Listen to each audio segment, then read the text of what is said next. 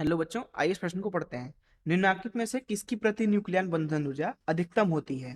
पहला ऑप्शन है 2 हीलियम 4, दूसरा ऑप्शन है 26 आयरन 56, तीसरा ऑप्शन है 56 बेरियम 141, चौथा ऑप्शन है 92 यूरेनियम 235। आइए इस प्रश्न की मुख्य अवधारणा की चर्चा करें। तो यहाँ पे आपको एक ग्राफ दिख रहा होगा जो कि है प्रति न्यूक्लियन बंधन ऊर्जा और द्रव्यमान संख्या के बीच में। तो दरअसल हमने क्या किया कि हर एक नाभिक के लिए पहले तो उसका बंधन ऊर्जा निकाला, फिर उस बंधन ऊर्जा में प्रत्येक नाभिक के द्रव्यमान संख्या अर्थात न्यूक्लियन की संख्या का भाग दे करके हमने प्रति न्यूक्लियन बंधन ऊर्जा और उसके द्रव्यमान संख्या के बीच में ग्राफ बनाया। हमने पाया कि जिस तत्व के लिए प्रति न्यूक्लियन बंधन ऊर्जा ज्यादा होती है वो दरअसल ज्यादा स्थायी होता है। ऐसी स्थिति में जो हमारे पास में आयरन होता है, अगर आप यहाँ पे ग्राफ में देखें तो वो दरअसल सबसे ऊपर होता है।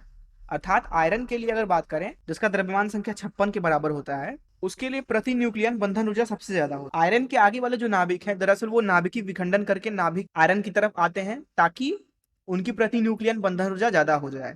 वहीं अगर बात करें आयरन के पीछे अर्थात आयरन से कम द्रव्यमान वाले परमाणुओं की, तो वो नाभिकीय संलयन करके आयरन की तरफ आते हैं अर्थात लोहे की तरफ आते हैं, Fe की तरफ, ताकि उनकी प्रति न्यूक्लियन बंधन ऊर्जा ज्यादा हो जाए और वे ज्यादा स्थायी हो जाए। और जो आयरन होता है दरअसल सारे तत्वों में इसकी प्रति न्यूक्लियन बंधन ऊर्जा सबसे ज्यादा होती है।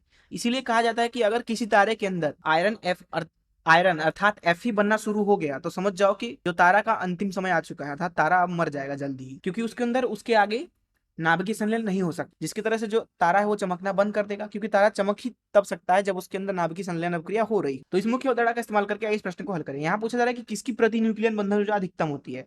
जैसा कि यहाँ पे आप ग्राफ से देख सकते हैं कि जो आयरन होता है अर्थात Fe, उसकी प्रति न्यूक्लियन बंधन ऊर्जा सबसे ज्यादा होती है। इसलिए यहाँ पे इस प्रश्न का जो ऑप्शन बी है वो सही हो जाएगा। मैं आशा करता हूँ कि आपको इस प्रश्न का हल जरूर समझ में आया होगा। धन्यवाद।